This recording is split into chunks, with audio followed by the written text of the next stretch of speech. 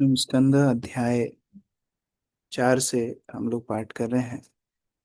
और अभी तक हमने देखा किस प्रकार सुखदेव गोस्वामी श्रुति फल बता रहे हैं कि ये गजेंद्र चरित्र सुनने से होगा क्या। तो भागवत में ऐसे बहुत श्रुति फल हैं जो अलग अलग कथाएं सुनने से सुखदेव गोस्वामी बताते हैं, या अलग अलग वक्ता जो भागवत के अलग अलग व्याख्यान बता रहे हैं वो श्रुति फल बताते हैं। लेकिन जब हम भागवत को श्रवण करने का प्रयास करते हैं, ये श्रुति फल में ज्यादा फंस के नहीं रहना चाहिए।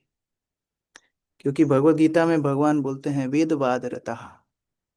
ये वेदवाद रतः अर्थात जो वेद पढ़ने वाले वेदवादी रहते हैं, उनका इंटरेस्ट उसी पुष्पिताम वाचा में रहता है, उन्हीं श्रुति फलों में रहता है कि हम वेदों की या उपनिषदों की या पुराणों की ये बात मानेंगे तो हमारे जीवन में ये उत्कृष्ट वस्तुएं हो जाएंगी। अगर कथा सुनने का ये फल है, हमें किस तरह विचार करना चाहिए। अगर कथा सुनने का ये फल है तो इसका पालन करने का कितना उत्तम फल होगा, ये विचार करना चाहिए।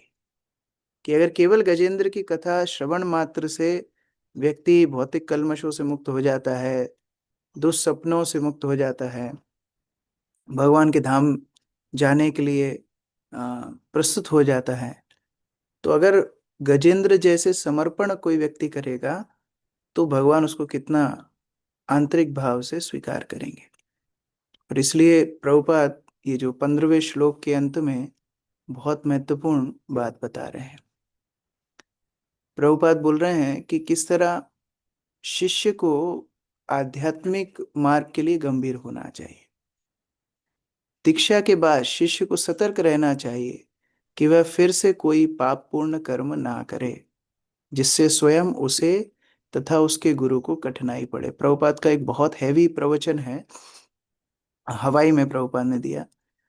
प्रभुपाद बोलते हैं कि ये कृष्ण भावनामृत कोई ढोंग नहीं है, इसका ढोंग मत करो। हम लोगों ने दीक्षा ली है, अच्छे से कृष्ण भक्ति का पालन करो। बहुत बहुत गंभीरता से प्रभुपाद उस प्रवचन में बोलते हैं डोंट मेक ए फार्स, मतलब ढोंग मत करो। और प्रभुपाद बोलते हैं अगर तुम ठीक से पालन नहीं करोगे दोबारा से हिप्पी बन जाओगे।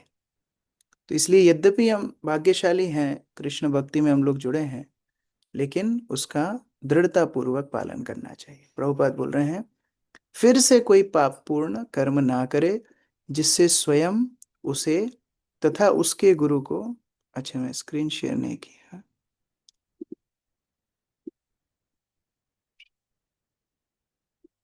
तो जिससे स्वयं उसे तथा उसके गुरु को कठिनाई उठानी पड़े।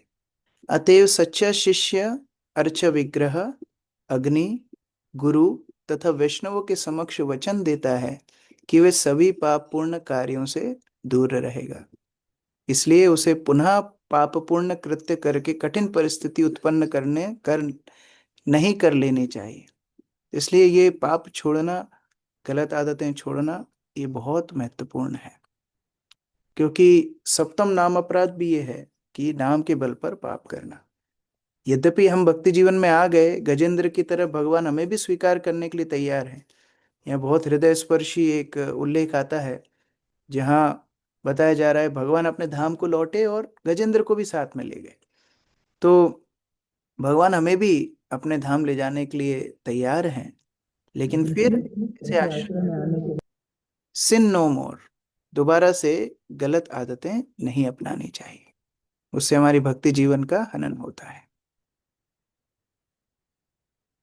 इदमाह हरिप्रीतो गजेन्द्रं कुरु सत्तम, शृण्वतां सर्वभूतानां सर्वभूतमयो विभु।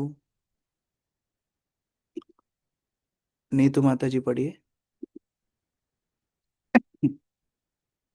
हे कुरुश्रेष्ठ, इस प्रकार हर एक के परमात्मा अर्थात पूर्ण पुरुषोत्तम भगवान ने प्रसन्न होकर सबके समक्ष गजेंद्र को संबोधित किया।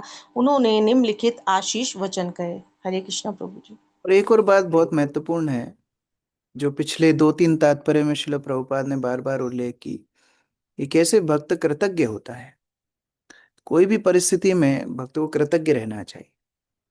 ये बहुत बड़ा एक गुण है। आध्यात्मिक मार्ग मतलब भक्त कृतज्ञ होता है। उसके जीवन में अनुकूल प्रतिकूल जो परिस्थिति है भगवान द्वारा दी हुई है, और उसके लिए वो हमेशा कृतज्ञ रहेगा। और वही लोग अधिकारी होंगे भगवान के धाम में प्रवेश करने के लिए। तो गजेंद्र की जो प्रार्थनाएं हैं वो शिकायत नहीं है। गजेंद्र की प्रार्थनाएं समर्पण की प्रार्थना है। प्रभुपाद क्या टाइटल दिए पिछले अध्याय को, जहाँ गजेंद्र की प्रार्थना है, Gajendra prayers of surrender. Gajendra prayers of panic नहीं, गजेंद्र प्रेयर्स ऑफ कंप्लेन नहीं, गजेंद्र प्रेयर्स ऑफ सरेंडर, शरणागति की प्रार्थना है। तो शरणागत भक्त कभी इस तरह शिकायत नहीं करता।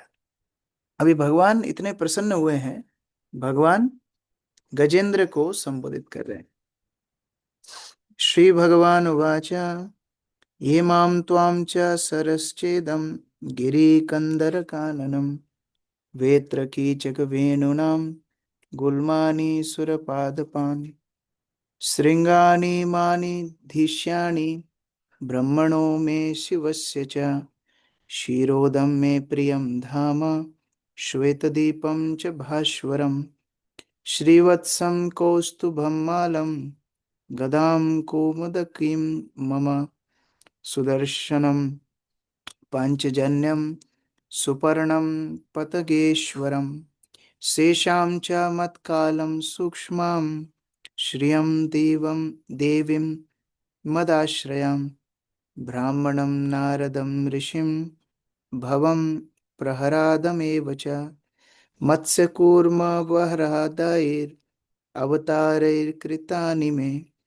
कर्माणि अनन्तपुण्यानि सूर्यं सोमं हुताशमं प्रणवं सत्यमव्यक्तं गोविप्रान् धर्मम् अव्ययम् दक्षायनैर्धर्मपत्नी सोमा कश्यपयोरपि गंगां सरस्वतीं नन्दां कालिन्दीं वारणं ध्रुवं ब्रह्म ऋषिं सप्त पुण्यश्लोकांश्च मानवान् उत्थाय पाररात्रान्ते प्रयतः सुषमाहिता स्मरन्ति मम रूपाणि मुच्यन्ते अहमसोऽखिलात्।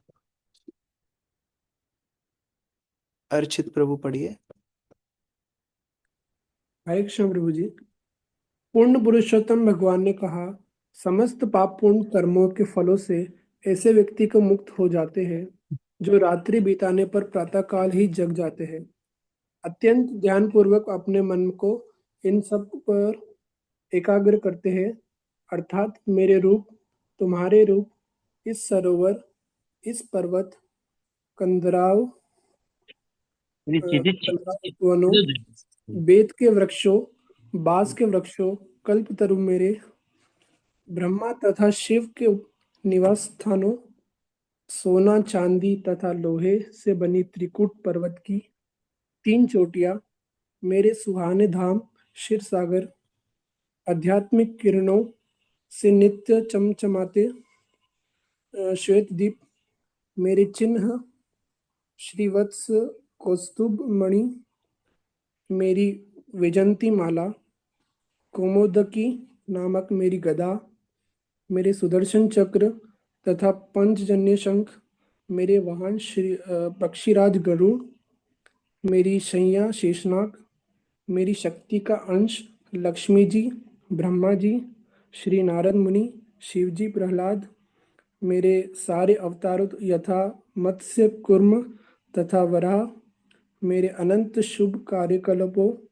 में जो सुनने वाले को पवित्रता प्रदान करते हैं, सूर्य, चंद्रमा, अग्नि, ओमकार मंत्र, परम सत्य, समग्र भौतिक शक्तियाँ, गायों तथा ब्राह्मणों में भक्ति, सोम तथा कश्यप की पत्नियों में जो राजा दक्ष की पुत्रियां हैं, गंगा, सरस्वती, नंदा तथा यमुना, कालिंदी, नदियाँ, ऐरावत, हाथी, ध्रुव महाराज, सतऋषि तथा पवित्र मनुओं में एकाग्र करते हैं। हरे कृष्ण। रहे हैं किस तरह व्यक्ति अपने पापों से मुक्त हो सकता है। कैसे पाप से मुक्त होगा? जब उसका स्मरण पवित्र वस्तुओं से होगा। पवित्र वस्तुओं के स्पर्श में व्यक्ति पवित्र होते हैं। तो ये पवित्र वस्तुएं क्या हैं? भगवान, भगवान के भक्त और भगवान से संबंधित जितनी वस्तुएं हैं, उनका स्मरण होने से व्यक्ति पवित्र हो जाता है। तो केवल भगवान ही नहीं, भगवान यहाँ बोल रहे हैं मेरे अवतार, मेरे स्वांश, मेरे शक्तियां, मेरे भक्त और मेरे भक्तों से संबंधित। भगवान बोल रहे हैं गजेंद्र, तुम जिस त्रिकुट पर्वत पर रहते थे उसका कोई स्मरण करेगा पवित्र हो जाएगा। जिस जिस सरोवर में नहा रहे थे उसका कोई स्मरण करेगा पवित्र हो जाएगा। तो कितना प्रेम भगवान अपने भक्तों से करते हैं। केवल गजेंद्र का उद्धार ही नहीं किया, उसको अपने अंतरंग पार्षदों में भगवान ने स्वीकार किया है। इतनी भक्ति की शक्ति है। तो जब हम गुरु का, वैष्णवों का स्मरण करते हैं या उनसे संबंधित वस्तुओं का भी स्मरण करते हैं, वो भी लाभप्रद है, वो भी पवित्र करने वाली। तो इस प्रकार से भगवान गजेंद्र को आश्वासन दे रहे हैं। ये मां स्तुवन्त्य अन्येनां नांग प्रतिबुद्धया निषेध्य ये तेषां प्राणान्तये चाहं ददामि विपुलां गतिम। वीर प्रसाद प्रभु। हरे कृष्ण। हे प्रिय भक्त, जो लोग रात्रि बिताने पर बिस्तर से उठकर तुम्हारे द्वारा अर्पित इस स्तुति से मेरी प्रार्थना करते हैं, मैं उनके जीवन के अंत में उन्हें वैकुंठ लोक में नित्य आवास प्रदान करता हूँ। हरे कृष्ण। ये बात है, महाजनों ये न गतः सा पंथा। महाजन जिस रास्ते पर चल करके गए हैं, भगवान को जैसे उन्होंने प्राप्त किया है, अगर हम भी उस मार्ग को पकड़ करके उनका अनुसरण करते हैं तो हम भी भगवान को प्राप्त कर सकते हैं। जिस तरह गजेंद्र ने भगवान को प्रार्थनाएं की, अगर हम भी हृदय से भगवान को समर्पण करेंगे तो भगवान हमें भी स्वीकार करेंगे। भगवान बोल रहे हैं केवल यही यही ये लीला समाप्त नहीं हो रही है। जितने लोग तुम्हारे अनुसरण करेंगे, जितने लोग तुम्हारी प्रार्थनाओं का आश्रय लेंगे, मैं उनको भी अपने वैकुंठ धाम में लेकर के जाऊंगा। तो ये आध्यात्मिक जगत की विशेषता है कि वहां पर कोई भी वस्तु सीमित नहीं है, असीमित है। ऐसा नहीं भगवान केवल गजेंद्र को, प्रहलाद को, ध्रुव को, भगवान सबको प्रेम करते हैं।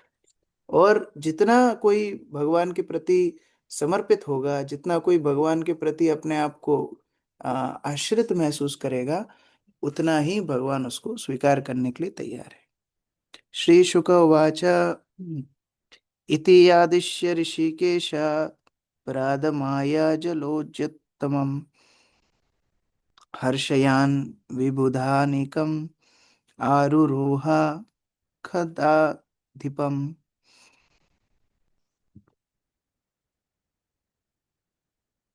देवेंद्र प्रभु पढ़िए।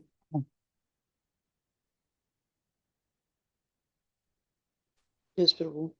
अ, श्री सुखदेव गोस्वामी ने आगे कहा, इस उपदेश को देकर ऋषिकेश भगवान ने अपना पांचजन्य शंख बजाया और इस प्रकार ब्रह्मा इत्यादि सारे देवताओं को हर्षित किया।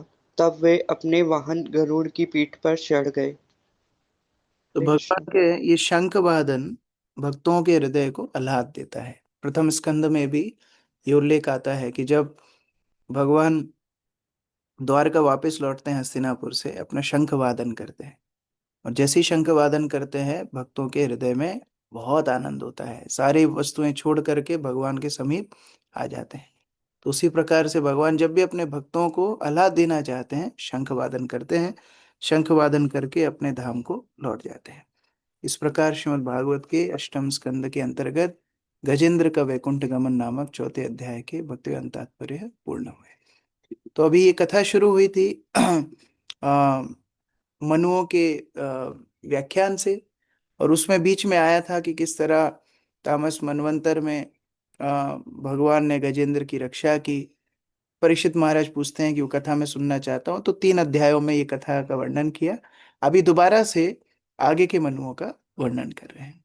हिमांशी माता जी।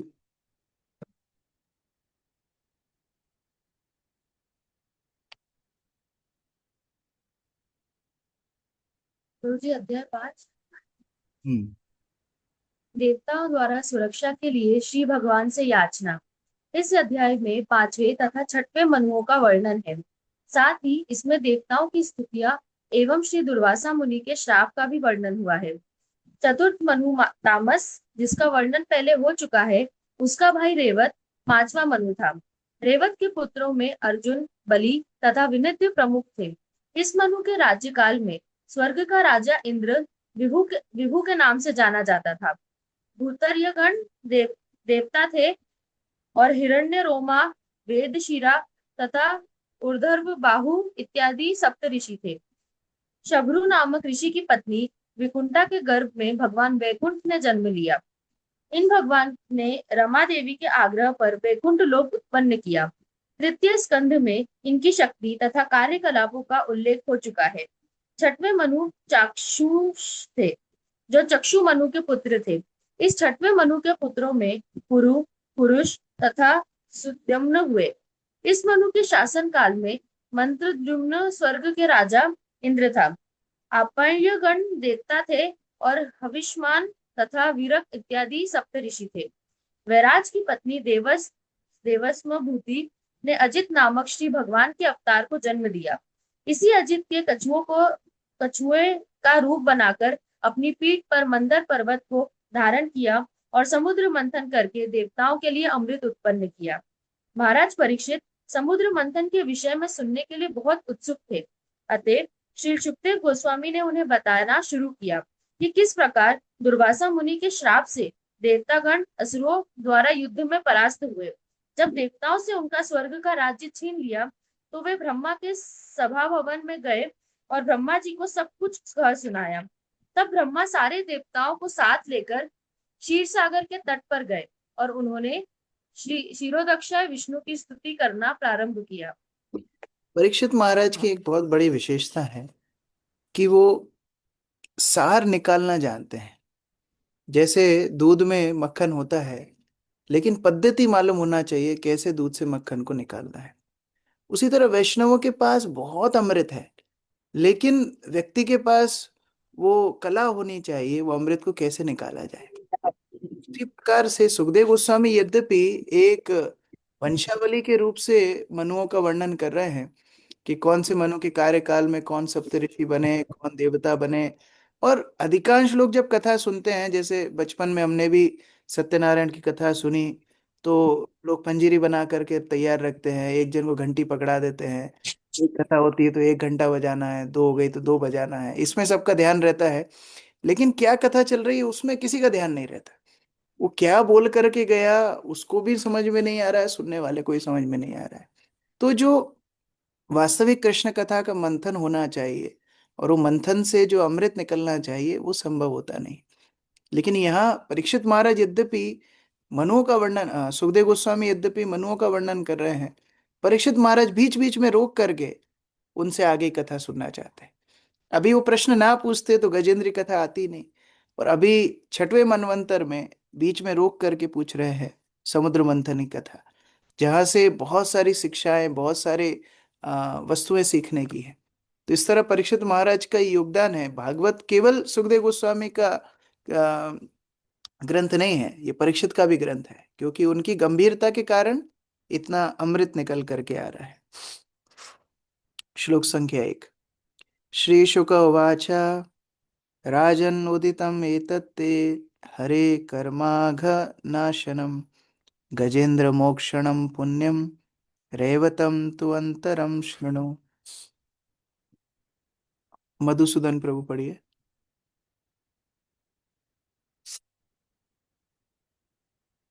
हरे कृष्ण प्रभु जी। एक्चुअली मेरे को हिंदी वो आती नहीं, बंगाली किताब है मेरे पास, तो ठीक है। बंगाली।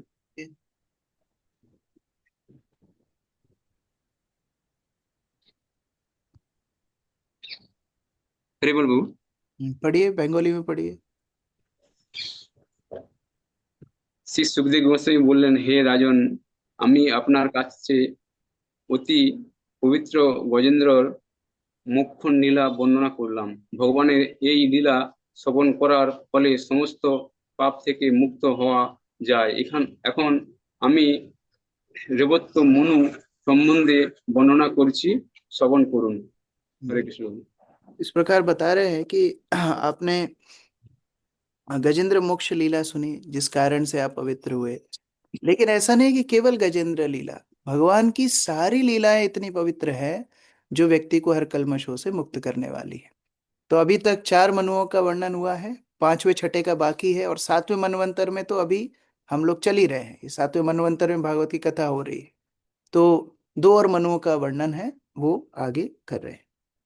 पंचमोरेव तो नामो मनुस्तामस सोदरा बलि विंध्यादयस्तस्य सुता अर्जुन पूर्वका।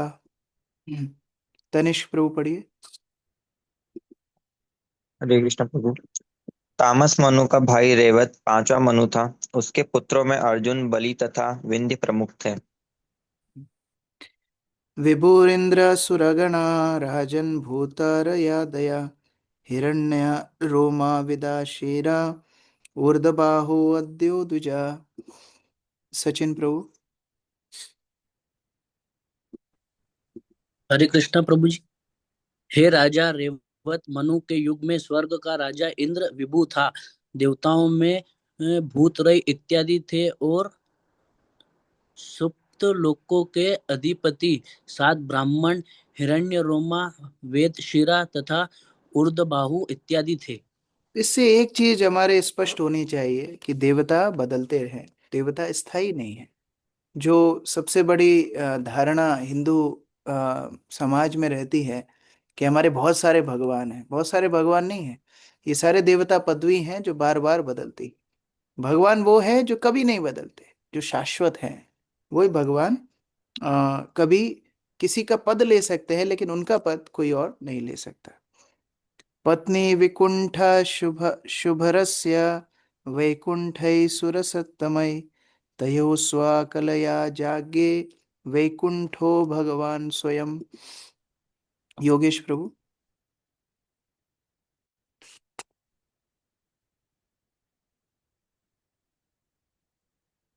सुब्रत तथा उसकी पत्नी विकुंठा के सहयोग से भगवान वैकुंठ अपने श्वास देवताओं सहित प्रकट हुए।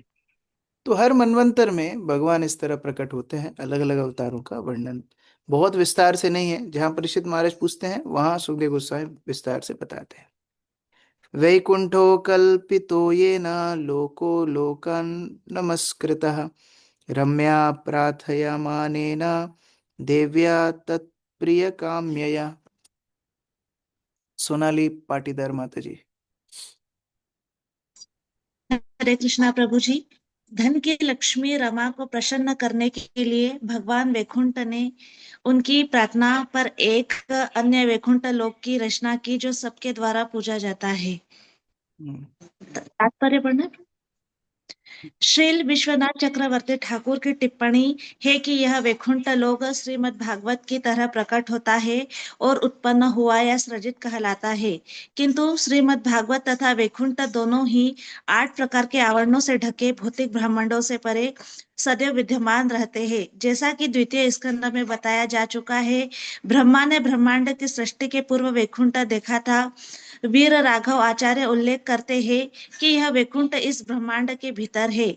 यह लोक आलोक नामक पर्वत के ऊपर स्थित है और सबके द्वारा पूजित है। हरे कृष्ण। तो वैकुंठ शब्द का अर्थ है जहां भगवान निवास करें वहां कोई कुंठा अर्थात कोई कष्ट नहीं होते। तो वैकुंठ एक स्थान ही नहीं है, जहां जहां भगवान निवास करेंगे वो सब स्थान वैकुंठ बन जाएंगे। इसलिए श्रील प्रभुपाद बताते थे सारे इस्कॉन के मंदिर भी वैकुंठ है। क्यों?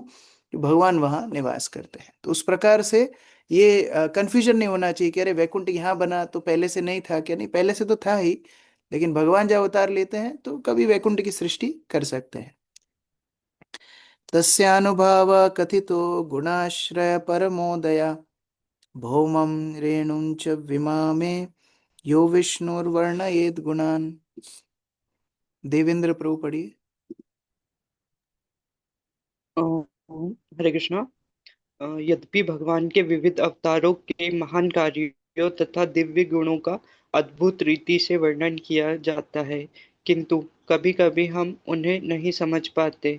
किंतु भगवान विष्णु के लिए सब कुछ संभव है।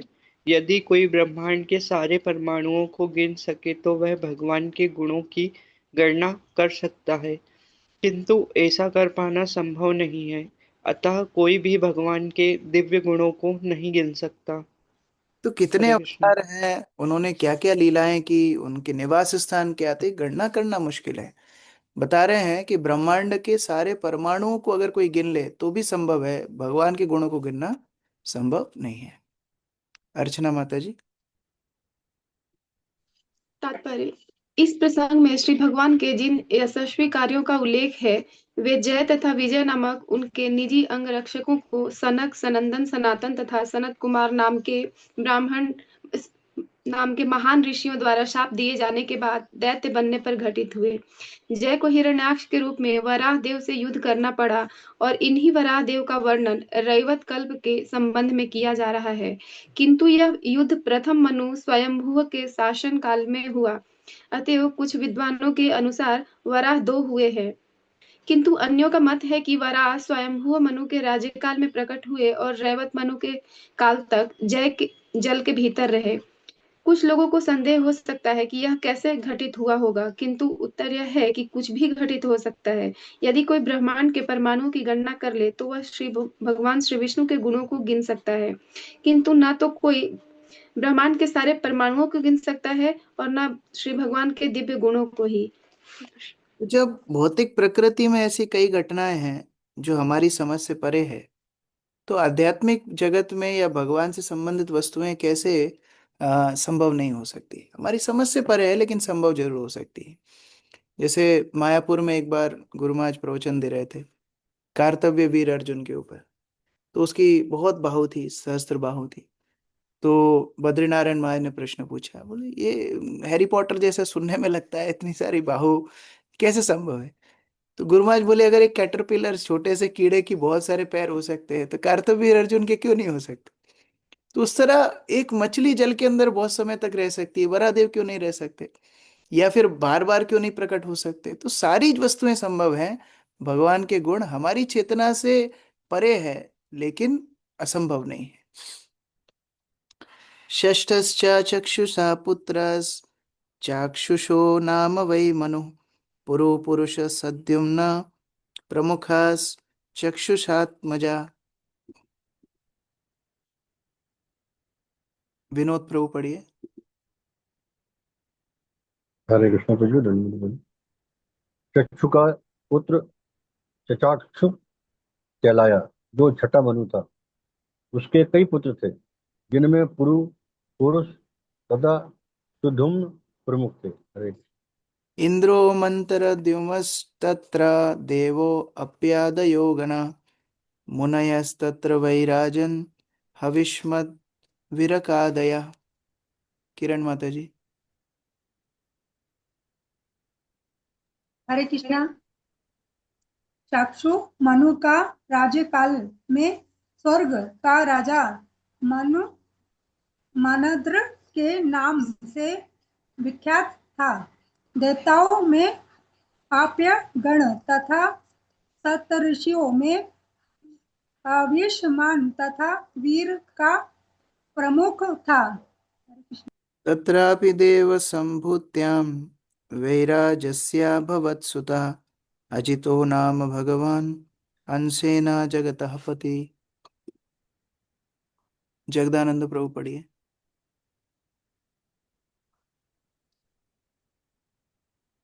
अक्रूर प्रभु। हरे कृष्ण प्रभु जी।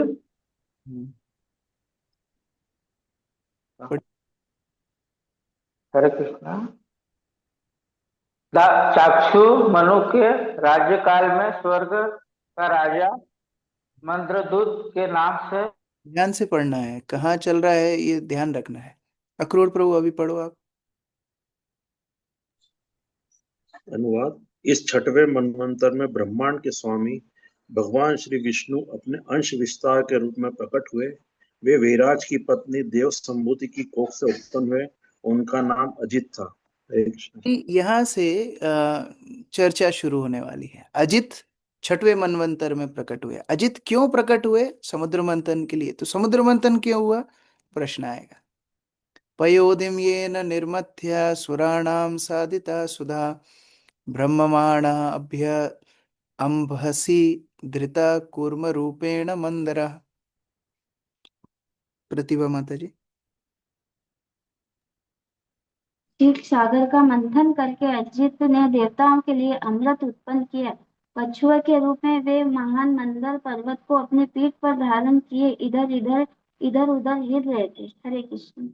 दो अवतारों का वर्णन हुआ, अजित और कच्छप, दोनों का वर्णन हुआ क्षीर सागर के मंथन के लिए। यहाँ परीक्षित महाराज ने रोक दिया। परीक्षित महाराज ने प्रश्न पूछा, कैसे हुआ, क्यों हुआ, कब हुआ, किसने किया। यहाँ से समुद्र मंथन की कथा शुरू होती है। हरे कृष्ण। ग्रंथराज श्रीमद् भागवतम की जय। श्रील प्रभुपाद की जय। किसी का कोई प्रश्न है? दो भक्तों ने श्रीमद् भागवत ली है, मुझे बोला है मोहिश चौधरी प्रभु, हरिओम पाटीदार प्रभु। तो हम प्रार्थना करते हैं बाकी भक्तों से भी, श्रीमद् भागवतम लेकर के साथ में पुस्तक रख के आप पढ़ेंगे तो गंभीरता से भागवत का आप अध्ययन कर पाएंगे। हरे कृष्ण प्रभु जी, मेरे पास में भी है, मैं भी पढ़ रही थी। Thank you. यस, राघव प्रभु।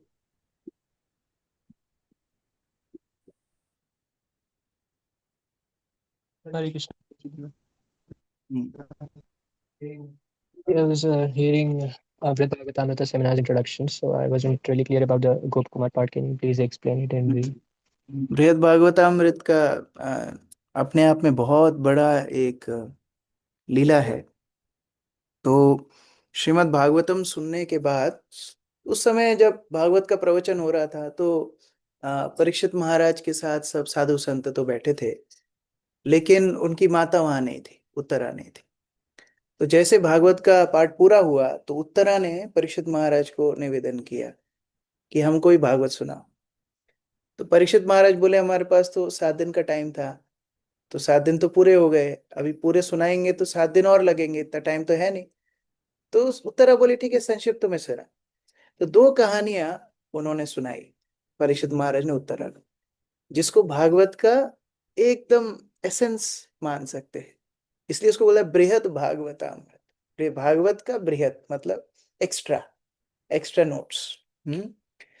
तो 2 कहानी सुनाई। एक, नारद मुनि उत्तम भक्त की खोज करते हैं, कौन सबसे उत्तम भक्त है, तो बहुत जगह पर जाते हैं, अंततः ब्रजवासी उत्तम भक्त है, उस कंक्लूजन पे पहुंचते हैं। और दूसरी स्टोरी है गोप कुमार की। तो गोप कुमार एक साधारण तो नहीं, लेकिन एक सामान्य सा बालक था, गोवर्धन में ग्वाला था। तो उसको उसके गुरु विष्णु मंत्र देते हैं, गोपाल मंत्र देते हैं, और उसके माध्यम से वो अलग अलग लोगों की यात्रा करता है। So it's like journey of Gop Kumar. तो वो अलग अलग ब्रह्मांड के लोगों की, और फिर ब्रह्मलोक, और फिर ब्रह्म ज्योति, और फिर वैकुंठ लोगों की यात्रा, और अंततः जब वो द्वारका तक पहुंच जाता है तब भी असंतुष्ट रहता है। तो फिर उसको नारद मुनि मिलते हैं। नारद मुनि बोलते हैं, तुम खुश नहीं लगते हो? बोलते हैं, हाँ यहाँ भी कृष्ण है, लेकिन वो मजा नहीं है। तो फिर उसको नारद मुनि बोलते, ठीक है, दोबारा जाओ, वापस नीचे भूमंडल पे वृंदावन में जाओ, तुम्हारे गुरु ने जो मंत्र दिया है उसको अच्छे से जाप करो, तुम गोलोक वृंदावन जाओगे। तो जब फिर गोलोक वृंदावन अंततः जाता है, भगवान उसको वेलकम करते हैं, सत्कार करते हैं, स्वीकार करते हैं। दोनों कथाओं से 2 महत्वपूर्ण शिक्षा मिलती है। एक, उत्तम भक्ति क्या है, उत्तम भक्ति जो ब्रजवासियों ने की, जो निस्वार्थ थी। और उत्तम लोक क्या है, गोलोक वृंदावन, जहां भगवान अपने सहज स्वभाव के साथ भक्तों के साथ आदान प्रदान करते हैं। तो ये 2 उसके सारांश है, लेकिन बहुत बड़ा विषय है, मतलब महीने भर चर्चा करने के बाद शायद कुछ समझ पाएंगे।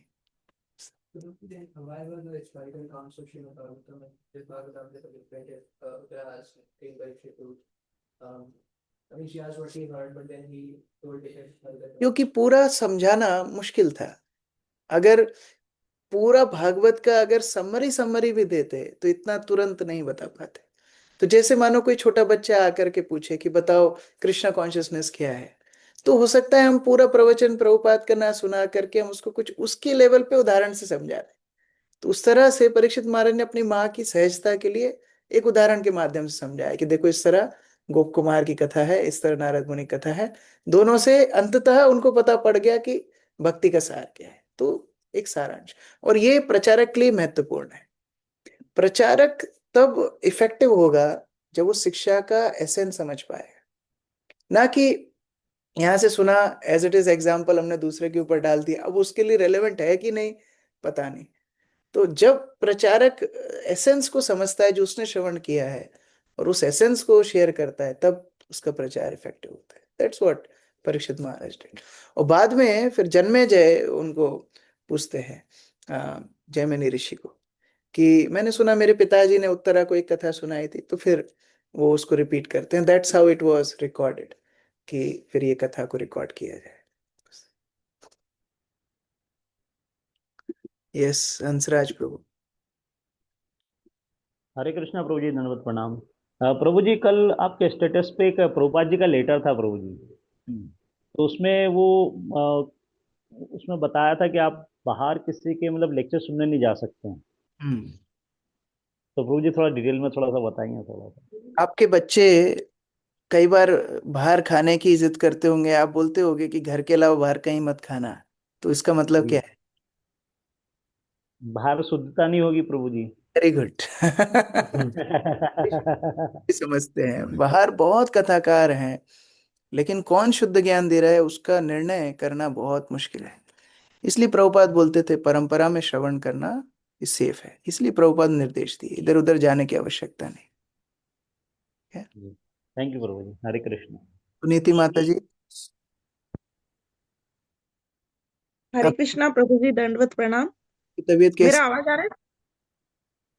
आपकी तबीयत कैसी है अभी? हाँ ठीक है प्रभु जी। ठीक है, ठीक बताइए। है। प्रभु जी, आपने 3-4 दिन पहले बोला था कि वो प्रभुपाद के एक शिष्य ने सिगरेट का डिब्बा जगन्नाथ जी के ऊपर रख दिया था। तो प्रभुपाद ने कहा था कि ये आपके और कृष्ण के बीच में आ रहे हैं। तो आपने हम लोगों के लिए भी बोला था कि आप लोगों को भी अपने जो भी गलतियां हैं उस पे वर्क करना चाहिए और उस पे फोकस करना चाहिए। तो प्रभु जी, मैंने भी अपनी गलतियां ढूंढ ढूंढ के लिखी, तो बहुत सारी लिखा गई प्रभु जी। तो अब उन पर एक साथ काम करूं कि एक एक करके काम करूं, कुछ समझ में नहीं आ रहा प्रभु जी। देखिए, कोई भी अंधेरे कमरे में अंधकार को भगाना है तो उधर प्रकाश करना चाहिए। प्रकाश करने से अंधकार अपने आप चला जाता है। तो हमारे लिए प्रकाश का स्रोत है कृष्ण। कृष्ण है सूर्य सा माया अंधकार, जहां कृष्ण तहाँ नहीं माया अधिकार। लेकिन वो कृष्ण हमारे जीवन में गुरु रूप में आते हैं। तो अगर कोई शिष्य गुरु के निर्देशों को शब्दशः पालन करे तो उसके जीवन से अपने आप गंदी आदतें छूट जाएंगी। तो हमको क्या प्रयास करना है? हम लोग को प्रयास करना है गंभीरता से प्रभुपाद के निर्देशों का पालन करना। जो आप जप रोज कर रही हो, गंभीरता से जप करो, फीलिंगली जप करो, भगवान को स्मरण करते हुए उनको हरिनाम के माध्यम से आप सेवा करो। और प्रभुपाद की पुस्तक गंभीरता से पढ़ो, भक्तों के संगति करो। जब अच्छे से इस तरह होगा, अपने आप सारे अनर्थ शमित हो जाएंगे। थैंक ठीक, यू प्रभु जी। थैंक यू प्रभु जी। आप लिस्ट मुझे भेजना, ठीक है? जी जी। अर्जुन प्रभु। हरे कृष्ण प्रभु जी, नमस्कार। प्रभु जी, मेरा क्वेश्चन ये था कि जैसे हमने गजेंद्र कथा सुनी, तो उससे मतलब एक चीज ये सीखी मैंने कि गजेंद्र अनफेवरेबल सिचुएशन में भी भगवान का स्मरण नहीं भूला। पर मैं देखता हूँ कि सबसे पहले मतलब ऐसा लगता है कि भगवान का मतलब शरणागति है, पर जो अनफेवरेबल सिचुएशन आती है ना, ऐसा लगता है कि हम मतलब वो शरणागति बिल्कुल भी नहीं है। तो वो अनफेवरेबल सिचुएशन में कैसे हम मतलब भगवान को स्मरण रखते हुए कर ये सकते हैं? जो अनफेवरेबल सिचुएशंस हैं, प्रतिकूल परिस्थितियां हैं, वो एक अपॉर्चुनिटी है भक्त के लिए, एक अवसर है अपनी गंभीरता को दिखाने के लिए। सब अच्छा चलेगा तो अपॉर्चुनिटी नहीं मिलेगी भगवान का आश्रय लेने के लिए। तो जानबूझ करके ऐसी परिस्थितियां आती हैं जिससे हम भक्ति में और गंभीर हो जाएं। तो अगर हम आज नहीं कर पा रहे हैं, फिर भी प्रयास करना चाहिए, धीरे धीरे प्रयास करना चाहिए, जिससे हमारा प्रगाढ़ भक्ति धीरे धीरे हृदय में जागृत हो। दीपिका माता जी। हरे कृष्णा प्रभु जी, दंडवत प्रणाम। प्रभु जी, मैं भगवत गीता या भागवतम कोई भी पढ़ती हूँ तो मतलब अनुवाद पढ़ती हूँ, फिर उसके बाद जो तात्पर्य होता है वो पढ़ती हूँ। तो तात्पर्य पढ़ने के बाद जो अनुवाद का मेन टॉपिक था वो भूल जाती हूँ प्रभु जी। तो किस तरीके से रीडिंग करूँ? वही हाँ, पूछना चाहते हैं। Very good. देखो, अनुवाद श्लोक ये तो हजारों सालों से थे, लेकिन हम भक्त बने नहीं। हम भक्त बन रहे हैं प्रभुपाद के तात्पर्यों की शक्ति से। तो जरूरी है प्रभुपाद के तात्पर्य हमारे स्मरण में रहे। अनुवाद पढ़ के, संस्कृत श्लोक पढ़ के हम भक्त नहीं बनने वाले हैं। उससे हमारा कंफ्यूजन बढ़ने ही वाला है। तो अगर वो याद ना भी रहे तो अच्छा, तात्पर्य में जो निर्देश दे रखे हैं वो ज्यादा जरूरी है। कहानियां बहुत लोग सुनाते हैं, श्लोक बहुत लोग सुनाते हैं, लेकिन प्रभुपाद के तात्पर्य हमारे लिए प्राण है। उसमें से निर्देश स्मरण रखना और जीवन में अपनाना, ये हमारे लिए, इस्कॉन भक्तों के लिए ज्यादा विशेष बात है। श्लोक तो नहीं पढ़ पाते इतने प्रभु जी, पर जो अनुवाद होते हैं वो पढ़ते हैं, फिर तात्पर्य पढ़ते हैं तो तात्पर्य याद ना भी रहे तो भी कोई समस्या नहीं है। प्रभुपाद से किसी ने पूछा था, आप एक एक श्लोक पे एक एक दिन क्लास करवाते हो मंदिर में, तो लिंक याद नहीं रहता। प्रभुपाद बोले, डोंट वरी, वो इम्पोर्टेंट नहीं है, जो पर्पट है ज्यादा इम्पोर्टेंट है। एक प्रभु जी दूसरा ये था कि ये वैजंती माला का थोड़ा समझाइए भगवान की। वैजयंती माला अर्थात 5 पुष्पों से मिलकर के, 1 फूलों से जो भगवान को माला पहनाई जाती है, उसको वैजयंती माला बोलते हैं। और वो घुटने तक आती है। तो सामान्यतः हम लोग माला जितना छोटा बनाने का रिकॉर्ड बनाते हैं, कितनी छोटी हम बना सकते हैं, लेकिन ये कंजूसी आध्यात्मिक जगत में नहीं चलती। आध्यात्मिक जगत माला मतलब घुटने तक। तो आप भगवान का श्रृंगार में भी देखोगे, माला हमेशा लंबी होती है। फिर उसको पुजारी थोड़ा साइड में करते हैं, जिससे कम से कम चरण का दर्शन हमको हो जाए, लेकिन भगवान को पसंद है घुटने तक माला होती है। Thank you. Akrur Prabhu, last question. Hare Krishna प्रभु जी। अक्रूर हरे प्रभु। कृष्ण प्रभु जी। हरे कृष्ण प्रभु, धन्यवाद प्रणाम। प्रभु जी, जैसे नारद जी ने अपने जीवन काल में इतने शुद्ध भक्त बनाए और सबका वैकुंठ गमन ही हुआ, जैसे ऐसे ही वो तो कथाओं में हम सुनते हैं, प्रैक्टिकली प्रभुपाद जी का जब हम पढ़ते हैं तो वो प्रभुपाद जी ने पूरे संसार में इतने शुद्ध भक्त बनाए, जो आज हम प्रैक्टिकली देख रहे हैं। तो वो ऐसा क्या एसेंस या ऐसा क्या उन जीव में देखते थे जो उनको भक्ति में कन्वर्ट करते थे, वो शुद्ध भक्त बन जाता है। तो प्रभु जी, हम तो कई प्रयास करते, लोग सुनते ही नहीं है। देखिए, तो वो एसेंस क्या होता है ऐसा? जितनी शुद्धता वैष्णव के अंदर होती है, उतना ही ज्यादा उनका संदेश दूसरे के हृदय को स्पर्श करता है। प्योरिटी इज फोर्स, प्रभुपाद बोलते थे।